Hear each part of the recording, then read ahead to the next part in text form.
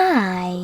In front of me is REALME C17 and today I would like to show you how you can select and delete multiple photos at once.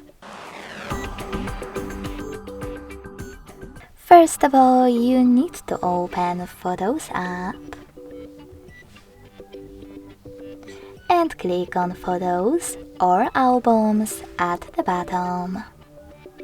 Wherever you decided, when you're done, just hold one of your pictures that you wish to delete. Now, to select all of them right away, click on Select All at the top right corner. In order to exclude some that you wish to keep, click on them. And to delete the rest, select Delete at the bottom right corner. Lastly, confirm your choice in the pop-up.